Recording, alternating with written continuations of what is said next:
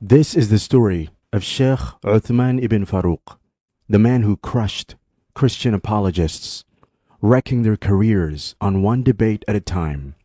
Come on, I'll show it to you. I'll show it to you right now. Come back. You see that? He doesn't want to see it. He's running. Just blab and run. So let's rewind for a second. Despite being an important figure in the US da'wah scene, Sheikh Uthman wasn't born in the US. He came from Pakistan and grew up in California during the 80s and 90s, a rough time when crime and drug abuse were rampant.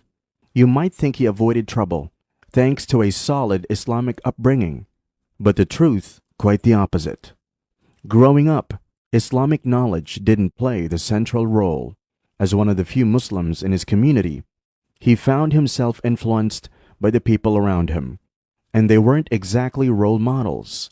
One thing led to another, and before long, he was involved in a life of crime, even joining the cartel during his teenage years.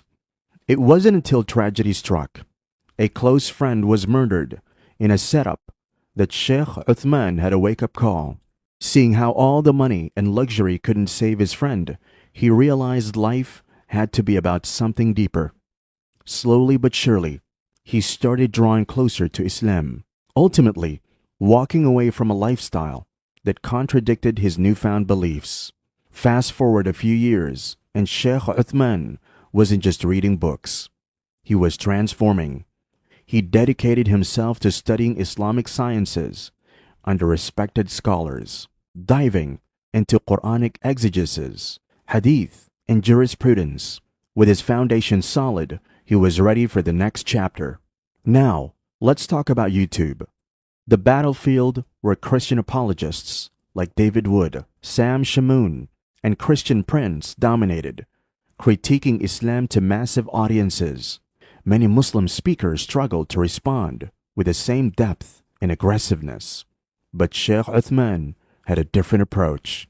If anybody wants a debate, we're ready to end anybody's career at any time. The princess, Christian princess, I'm challenging you right now. You name a place and time. Come face to face. Don't be a coward. If you're scared, I'll get you a little niqab, a little face covering, so you can keep your little pretty face off the line. Come debate me. He didn't set out to become big on YouTube. His first videos were simple street da'wah sessions, raw, unedited conversations with curious people, calm, composed, and armed with knowledge. He answered questions with patience and precision, and people, they loved it. All right, here's where things take an interesting turn. Sheikh Uthman's rise wasn't about cozy chats over tea. It was about debates. One defining moment, his face-off with David Wood, a self-proclaimed expert in Islam who spent more time hiding behind a YouTube screen than engaging in serious discussions. Most people buckle under David Wood's rapid-fire accusations, but Sheikh Uthman, cool as ice. Picture it, David Wood throwing out claim after claim, and Sheikh Uthman calmly dismantling each one with pinpoint references from both the Bible and the Quran. One by one, he deconstructed every argument, leaving viewers questioning beliefs they thought were untouchable. It wasn't just a debate, it was a master class. Clips of this exchange exploded across the internet, sparking conversations and flipping perspectives worldwide, with viral clips spreading like wildfire. Sheikh Uthman's channel, One Message Foundation, became the go-to destination for interfaith dialogue. His subscriber count through the roof. His secret sauce, a perfect blend of knowledge, humility, and realness. And let's not forget the street da'wah. No flashy editing, just raw, unfiltered truth. It felt authentic because it was. People saw someone who wasn't just talking. He was teaching, challenging, and engaging all at once. That's what made the difference.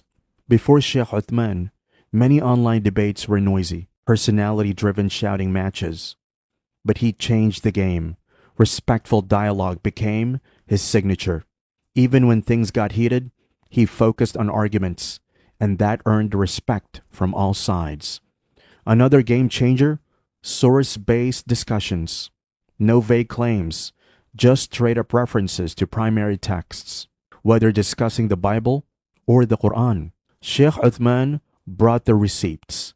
He didn't just talk about consistency, he demonstrated it, putting the onus on his opponents to meet his level or rigor. Now, let's talk about the flip side. While Sheikh Uthman's popularity was rising, many prominent Christian YouTubers started losing steam. Why?